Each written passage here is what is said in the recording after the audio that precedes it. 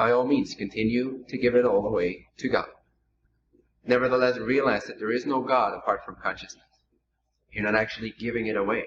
You're only pretending to give something away. There's not even a something to give away. It's all pretense. But if it works, it's beautiful.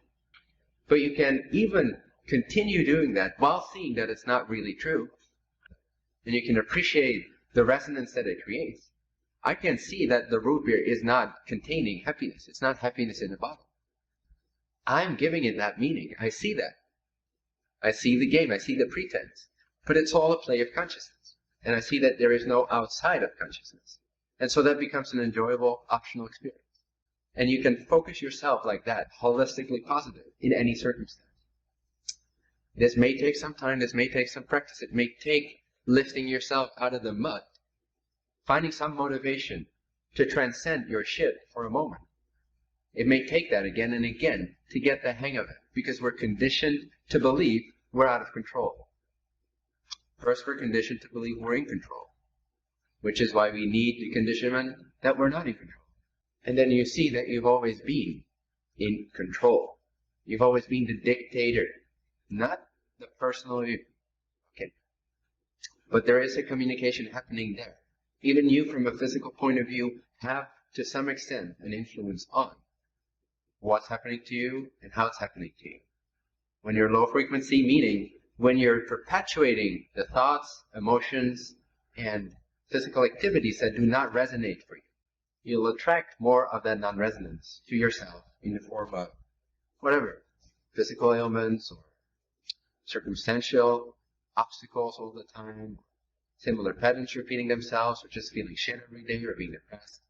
All of these are not a signal to necessarily allow it, unless you can truly feel, truly allow it.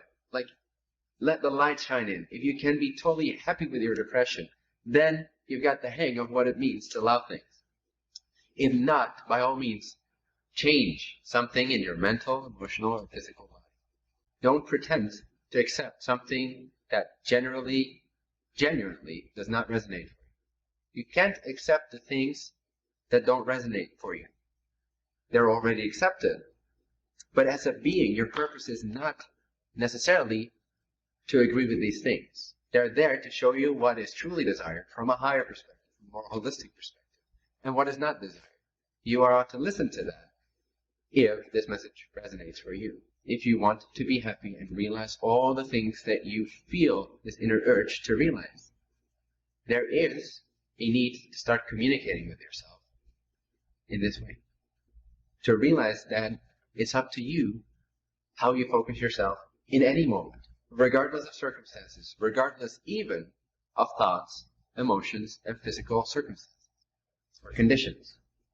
It's still up to you how you label these things. Still up to you with what frequency, with what energy you approach these things. Can you see that? Something can happen right now. And everything continuously happens, but something specific that stands out can happen right now. I could slap myself in the face and it has a different response in each of you. It's not an inherently ... experience. You say it's a ...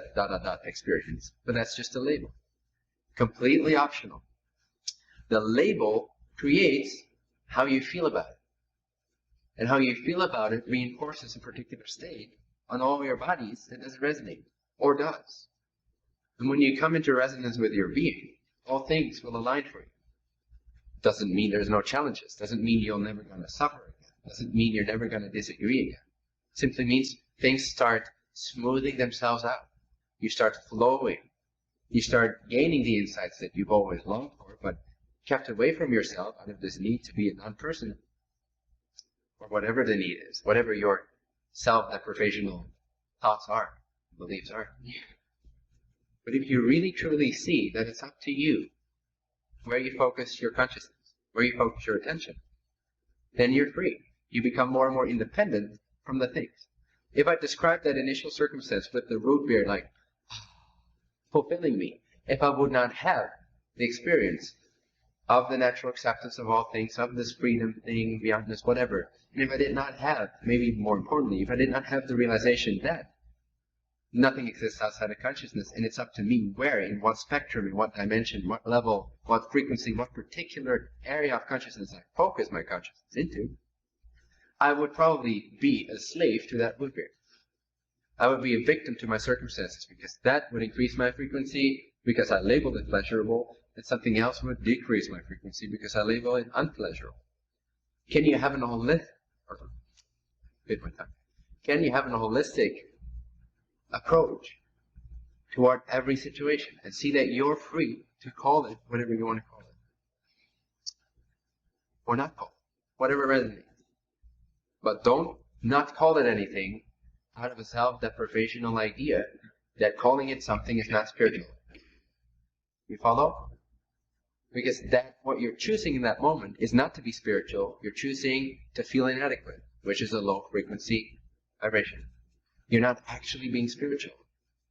And your teacher may even pat you on the back saying, you're doing great. You're not labeling anything. But if it doesn't resonate, if it doesn't set you free, it's horseshit. And you should listen to what resonates. It's the only compass you have. Other people's words are no compass.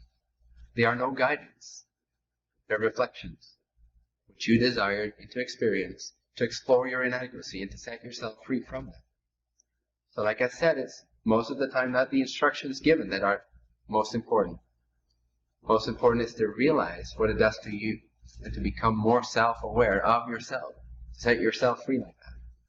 Does that make sense?